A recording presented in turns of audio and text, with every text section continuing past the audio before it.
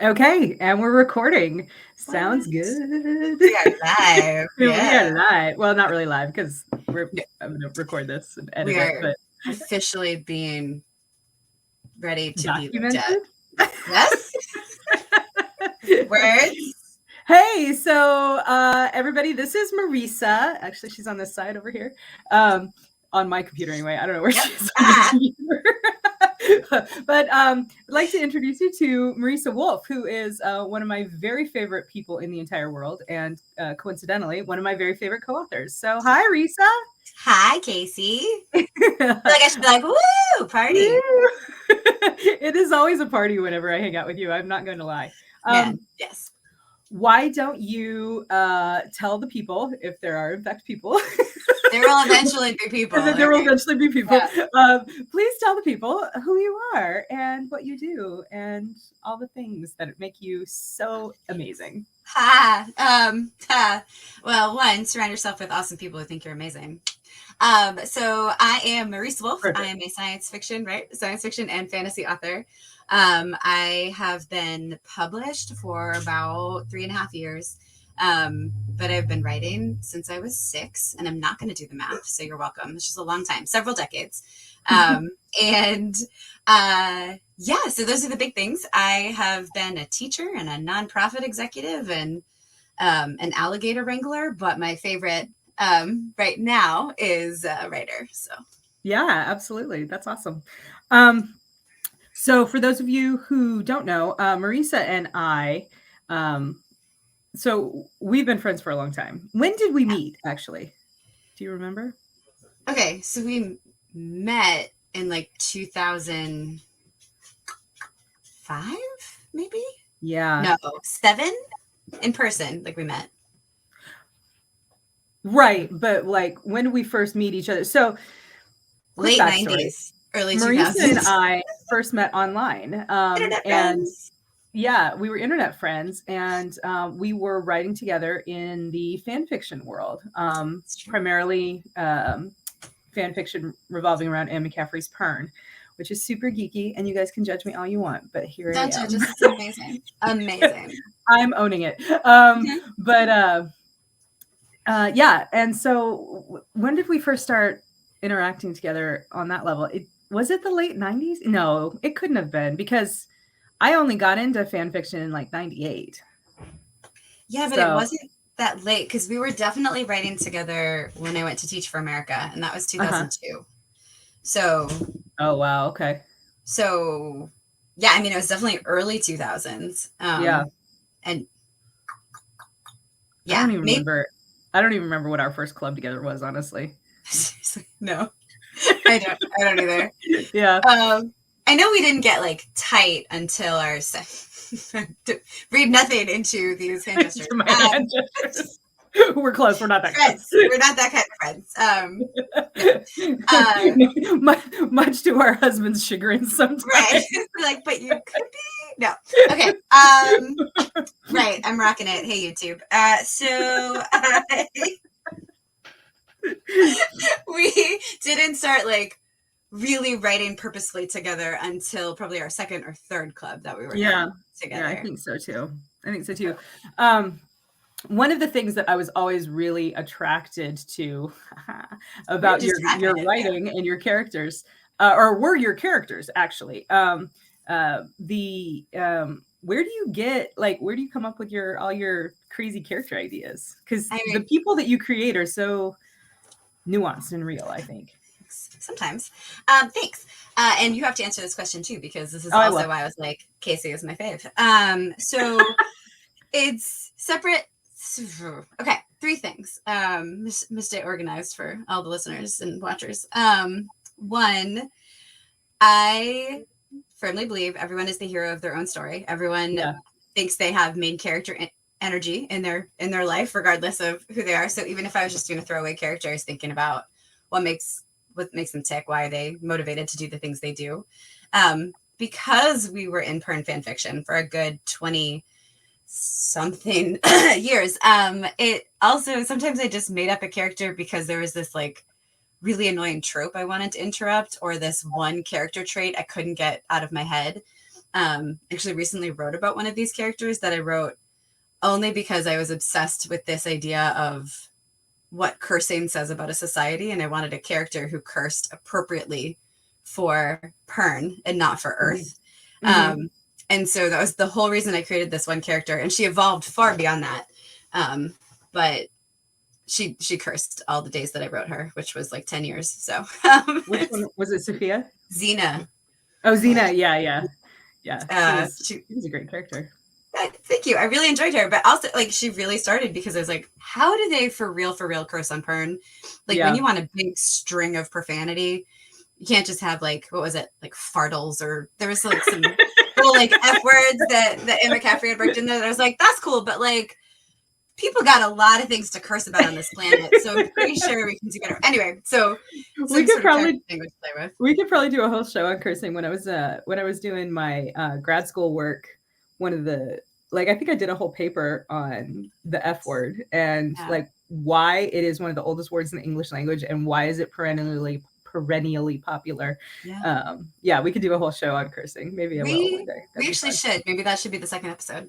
Maybe we should do that because I just did a little like writing tips thing that I wanted to call expletive deleted, but editors saw better than me and have called it a curse by any other name, which is also very good. I still think expletive deleted is a kick-ass title. Thank you. I'm terrible at titles, but that one was pretty fun. Anyway, but it was all about cursing, so I think we should, because the F word isn't going anywhere, man. Like, right? I have no problem writing it into science fiction because it's been around since the 1600s. And as long as there's a human race, that word is going to be applicable. You know what I mean? As long as we sexually reproduce, until we start cloning each other. Yeah. But even then, I'm sure we'll find a way to adapt it. Yeah, I agree. Yeah. But what about you? Where do your awesome characters come from? Kind of the same place. So I too am a devotee of the philosophy that every villain is the hero of their own story, and every NPC is the hero of their own story, right? Every character, like you said, they all have main character energy in their own mind, because it's certainly true of humanity. So when I do create these characters, I try to think about, okay, well, what are the different facets of their personality? What's going to shape them in their backstory into who they are, and why are they going to have the thoughts and reactions that excuse me, that they do. Basically the same place. Sorry, I'm choking and trying to die over here on my, There's no dying. My first video is sensational. no dying on the video. No, because you need to have a second follow-up. So that's right. Not an option. That's how we do. Yeah. But yeah, it's for me, that's what it is, right? Like, I write what I want to read about, and I want to read about interesting people. So if a character is boring to me, I'm over it. I'm not into the story. So I try to make my characters people who would not bore me, and people that I would like to know, or I guess kind of know, maybe know to observe in the people that I'd like to observe and learn more about, I guess. So, like that. Why do you think? I know what my answer to this is, but why do you think that we ended up writing together overall? Oh man, I mean, I think we have this cool mix of course I'm going to say it's cool because it's us, but of taking things seriously in terms of like getting stuff done, but not taking ourselves really seriously. And like we had a lot of fun with the stories that we wrote. And I realized I said I would do 3 things, and I babbled about the second one. So the third is relationships. Like I think relationships make characters more interesting. For sure. And that, like, you and I had so much fun building these character relationships with you, because it was always a yes and, or like a no, I don't know if that'll work, but what about this? Like it was never like no. Okay. There was always a conversation for us. I liked it. Yeah, I think so too. And I also, one of the things that I appreciated about writing relationships with you was that I felt like you and I were both bored with the standard of, boy meets girl, boy and girl get mad at each other, boy and girl make up happily ever after. Yeah. Because as successful as that particular storyline trope is, and it is for a reason, because it's an escape. I always want to know what's next, what happens next in their life and in their relationship, and do they stay together or do they not stay together? And I mean, this sounds like we wrote a lot of romance, and I guess we wrote a fair amount of romance, but this is even the case with like friendships, right? Wow. I remember one of my favorite things that we did was, and this was in fan fiction, was when we wrote about the Sorority Sisters. It was this group of women who were all sort of from all different backgrounds, who were all sort of thrown together, and had to learn how to grow up together and become dragon riders together and support one another. And it was unlike anything that I had ever done. And it was honestly unlike anything I had ever read. But it was really, really cool to me to watch those relationships develop, both on an individual character to individual character level, and on an aggregate level of all of them together. When we have your potty mouthed Pern character, who was best friends and sisters with, the very proper hold-born lady who, would never dream of uttering some of those words. You know what I mean? So yeah, that was, stuff like that is interesting because it's unexpected, and it's, but you can see it happening because, again, they're individuals, they're people, right? They're and there's a uniqueness there that I thought was really fun to explore. Yeah. So yeah, we should, like, a secret for people who are watching this. Maybe someday you'll realize. Casey and I are actually going to adapt that storyline into our own world someday in the future. And someday in the future, yeah, you heard it here first, YouTubers. That's pretty exciting. Yeah. Without using, I mean, obviously, we're going to adapt the relationship concept. We're not going to. Yeah, not the world. It's going to be a whole different world. Yeah. No, of course. It's very much how can we map relationships like this and the intersection and the interactions into a whole new setting of our own. New setting. Yeah. So, yeah, fun stuff. So, so we became friends through fan fiction and got to know each other there, got to know each other's writing styles there. And then when we transitioned out of that, I had started writing professionally with a couple of short stories. And that's a whole nother saga, how that came to be. Episode 3. But I was at a point where Chris Kennedy and Mark Wandry had approached me at, I want to say it was RavenCon, and they had read some of my short fiction, and they wanted to invite me to write a short story for their. No, this was prior to RavenCon. I got an email from Chris that said, "Hey, we love your short fiction. Want to invite you to participate in this new shared world project that we're putting together called the Four Horsemen Universe." Which, if you're familiar at all with my work or Marisa's work, you know that the Four Horsemen Universe now has 70 novels 70 in it, plus, I think. Yeah, something like that, and like over 100 writers, and bestseller after bestseller after bestseller. It really blew up. But I got in on the ground floor. It was awesome. Chris invited me to contribute a story for the very first anthology, A Fistful of Credits. So I came up with this concept about the one of the things about the Four Horsemen universe is that they have all these alien races. And because it's all told through, at least the first 4 books are all told through the perspective of humanity, a lot of the races look like Earth animals, because that's what humans would see when they see something that they don't recognize. They try to liken it to, like, oh, that looks like a purple bear, or oh, that looks like the wolf that ate grandma. Right. That looks like a huge praying mantis. But one of the things that I hadn't seen up to that point was anything felinoid, anything that looked like a cat. And I had 2 cats at the time. I have 2 now, and so I texted Chris and I was like, "Hey, can I do a feline alien? And what if they were an assassin? Because if you know cats, you know that they pretty much are like they live to hunt and kill, and that's who they are. They're cuddly and they're wonderful and they're sweet and they're sociopathic and they play with things to death. Sometimes in the kitchen, which is not my favorite. So, sure. so anyway, I ran this idea by Chris, and he had actually already created a feline-like assassin character for one of the first 4 books. I think it was The Golden Horde. I think it was the 4th one that hadn't been published yet, but he sent me the scene. And so I worked off of that and I wrote a story about it. And the fans liked it. Chris and Mark liked it. And so Chris and Mark came to me at RavenCon and asked me if I'd be interested in writing a novel. And I told them I would, but I'd like to co-write it because I do have some other projects going on. Can I do that? And they're like, sure, bring in whoever you want. And I was like, I know exactly who I want to bring in.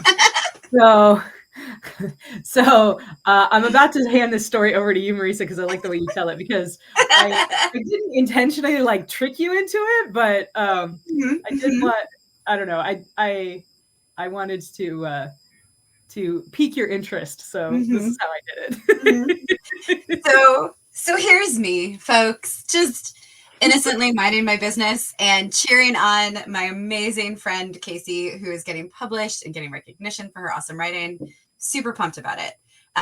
Actually, at this point, not even jealous, just like, oh my God, she's amazing. And so Casey had been sending me stories here and there as she was writing them, like, oh, what do you think about this? Do you think this works? Whatever. And I always loved them because, of course, I did.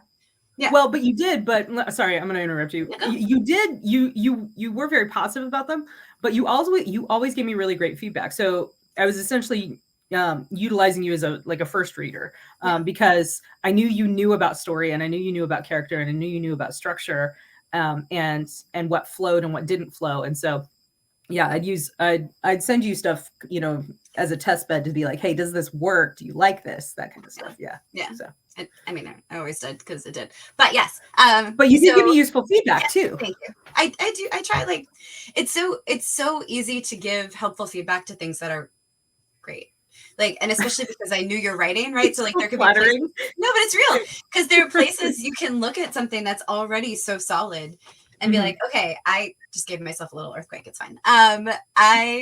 This works, and I know you're capable of working in more emotion. So I actually think right here, like you could punch that up, like it's easier, I find, to give feedback when you really know what somebody's capable of. I think that's true. Yeah. So I didn't have to like fix anything, but so Casey sends me the story, The Gilded Cage. If you haven't read it, please do. I believe she is now sharing it in her newsletter. So you should sign up. It's free. Yeah. Free times. And so she sends it to me and she's like, read it. And I was like, of course, I read it like that hour, I think, that I got it. And I was like, oh my God, Casey, it's so good. And she's like, yeah, you like it? And I was like, yeah, I really like it. She's like, cool. So want to write a novel in that world with me? Like about this? And I was like, no, I was just reading your story though. Like that was and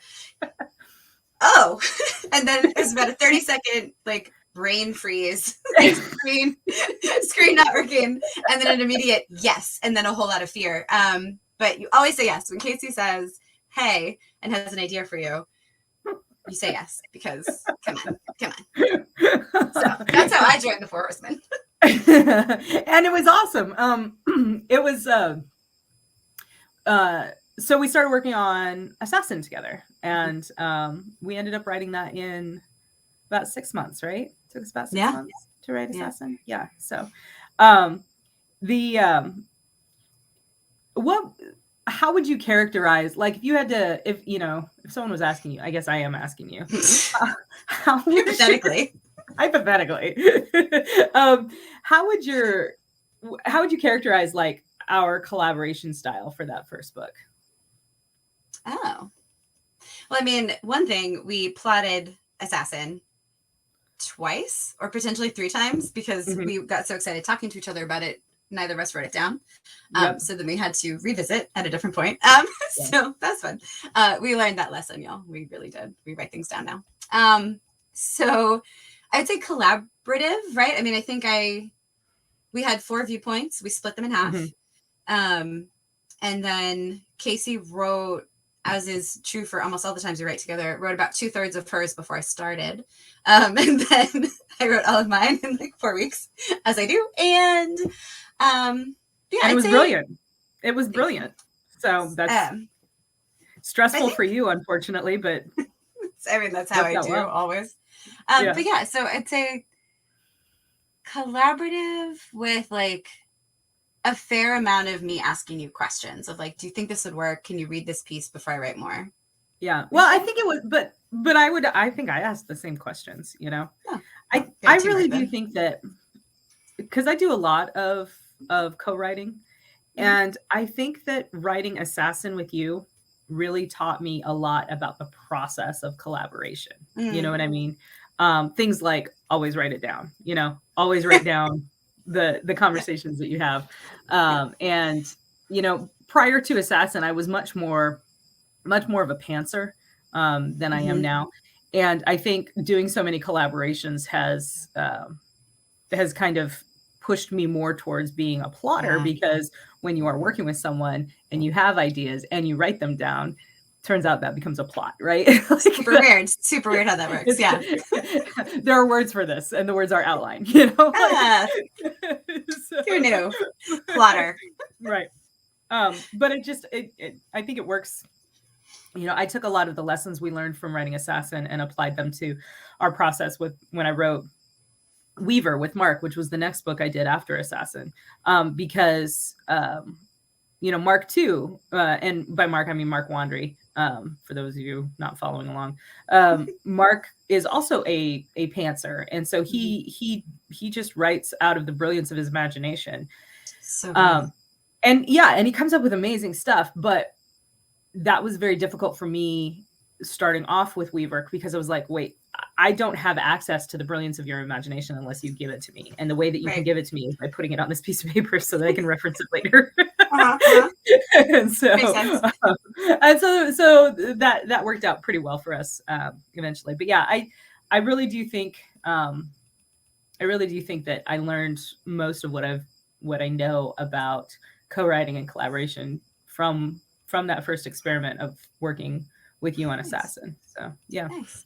You're welcome. And it worked out well, and it was very popular, and people really liked it, and so we got to do some more. Yeah, we did. Yeah. So so then we did Hunter, and so it's funny. Like in my mind, our 3 Deppic books, like I have like mental images, memories that go along with them, right? Yeah. Like, so for Assassin, it's sitting in my office in Maryland and you know, voice chatting with you while we're typing. For Hunter, it's sitting in my room in the alert facility at my day job when I was on alert, and like video chatting and reading through the manuscript together and telling you, if you hear a loud noise and I just run away, just don't worry about it. That's just me going to do my job. Just work, don't worry. Just shut the call down. I'll be fine. Yeah.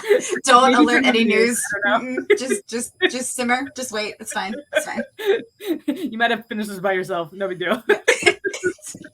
Right. It's not scary at all, guys. Don't worry. Don't worry. No. Yeah.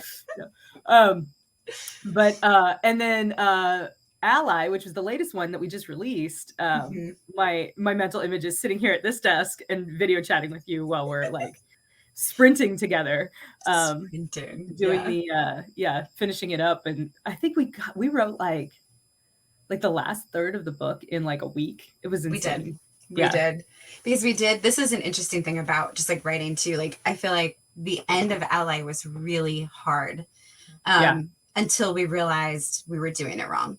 So we were trying to tell this like epic space opera, military sci-fi battle. And our viewpoint characters they don't care. That's not their perspective. They're not telling it that way. They don't have the situational awareness to understand all that stuff. Yeah. No, nor do they want to. They farmed that out on purpose.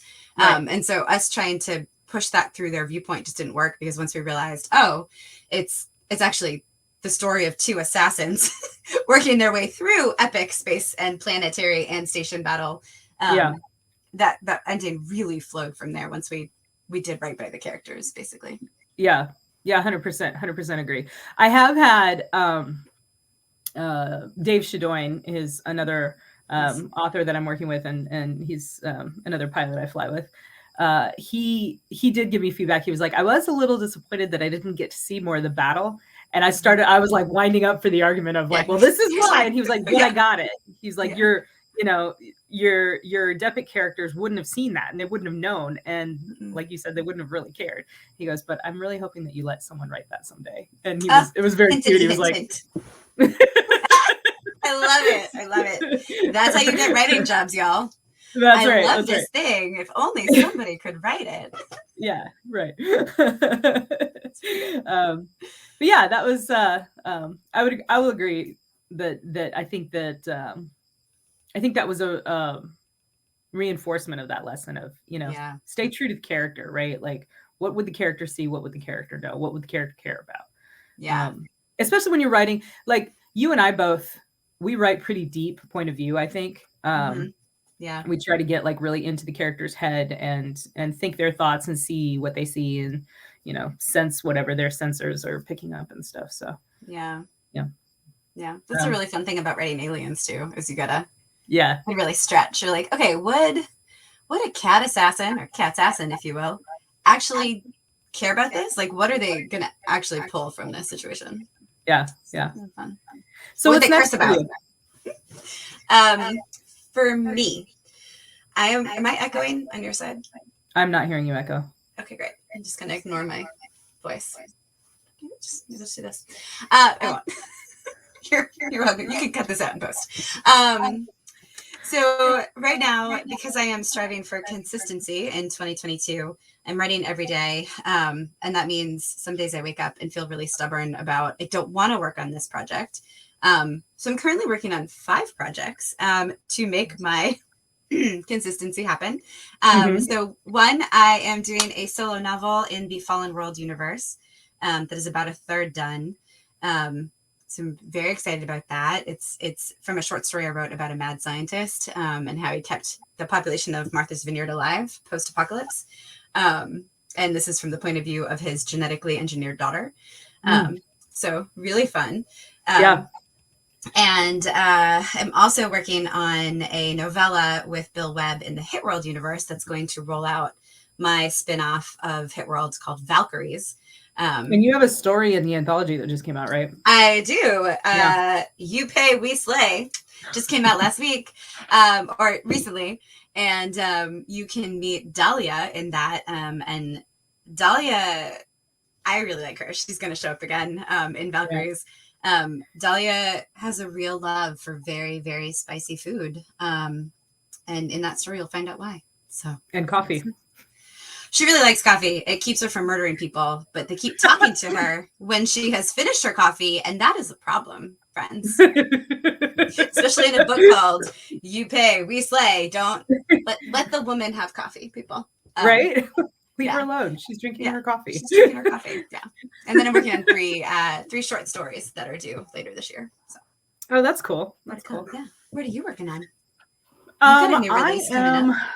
I'm currently working on another collaboration, go figure, with John Ringo and Chris Smith. It's tentatively called Smoke in the Water, and it's the sequel to Gunpowder and Embers, which came out last year, I think, beginning of 21, maybe. Oh, your dogs. Everybody say hi to Marisa's dogs. So I'm working on that. I'm also working on yet another collaboration with Tom Kratman and Justin Watson, tentatively called The Winner of Sapphire and Steel, and it is the sequel to the Romanov Rescue, which is our alternate history that postulates, what happens to history if some of the Romanov family survive, and how does that affect the Russian Civil War and the course of world history after that? So that is an exciting project. I am super pumped about that. I'm actually going to work on that a little bit today, I think. Nice. Because I find the character. So I'm I'm your typical fantasy-minded American girl, so I'm clearly fascinated with European royalty because we don't have any here. So as much as I, you know, have sort of a disdain of, you know, that sort of American disdain of we don't need no nobility. I'm fascinated by it, right? Like, yeah, so. Fictionally fascinated.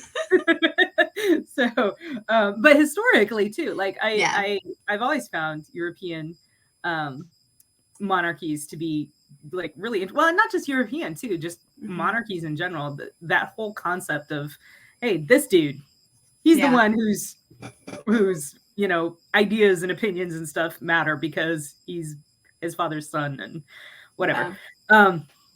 So anyway, I was really excited when Tom invited me to work with them on this project, and the characters that of Tatiana Romanova and her sisters are kind of like they're my characters for, you know, the remainder of the project. And so figuring out, okay, well, how did this trauma that these three women went through, you know, of losing their parent, of, you know, being arrested, being imprisoned, losing their parents, losing their brother, losing their sister, how does that affect them going forward? And, you know, with Tatiana being an empress, how does that responsibility and the knowledge of, you know, how her dynasty had begun to fail, not begun, but had been failing the people of Russia, you know, how does that affect her going forward? Because with the first book, we worked with Mona Lisa Foster, who she backed out of the project eventually because she just had too much other stuff that she wanted to do. But she did write the original interludes that were from Tatiana's point of view in the Romanov Rescue. And the character that she created is such a marvelously nuanced, thoughtful character who really is, you know, sort of analytically looking at her parents' reign and being like, how did you guys mess this up so bad? You know, how did we get here? Why did this, you know, why have you brought us to this? And at the same time, I mean, she's a young woman, right? And at the same time, she's going through that thing that eventually I think all adult humans have to go through, where they look at their parents and they realize, wow, you're flawed. You know, like, maybe I still love you, but you have problems and you are not available. And I know that's like an earth-shattering moment for everyone. But when it's happening while you're imprisoned and people are pointing guns at you because of it's a whole different world. Done, you know, that's a big deal, right? So Mona Lisa did an amazing job with it. And I understood and respected her decision to walk away because, you know, she does have a lot of other things on her plate, but it was really fun to work with her. So that's awesome. Yeah, she's so talented. She's really very talented. Yeah. Have you read her space opera series? The Ravages of Honor series? I read the first one. Yeah. Oh, it's so good. It's so good. It's she really just put out the second one, Ravages of Honor Ascension. So if you're out there, please go check it out. All of these books that I'm mentioning, this will be the first time I've ever said this. It's very exciting. I'll link all of these books in the description below. That's what you do on YouTube, right? In the description that's what you do on YouTube. Yeah. You should go ahead and subscribe while you're back there looking at things. Hit that like button. Hit that like button. Like and subscribe. Clickety click.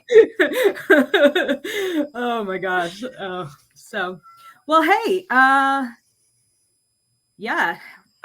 thanks for hanging out with me, man. I miss you. Literally always. I can't wait to get back in the States and like hang out in person again. But until then, we have StreamYard. Here we are. Thanks, video. So good. Video. So if audience people, friends, if you guys have questions for Marisa or me, you can leave them in the comments below, or you can go to my website and join my newsletter and email me there. We'll try to get those answered. So thanks for coming and hanging out, and I look forward to seeing your Hit World stuff. I'm going to write you a story in that, by the way. You are. Yeah, I am. Valkyries. Sometime very soon. Yes, it's going to be great. All right. Thanks for joining us, everybody. We'll see you guys later. Bye, y'all. Oh my god, there's so many buttons. That's what edit's for. It's fine. It's great.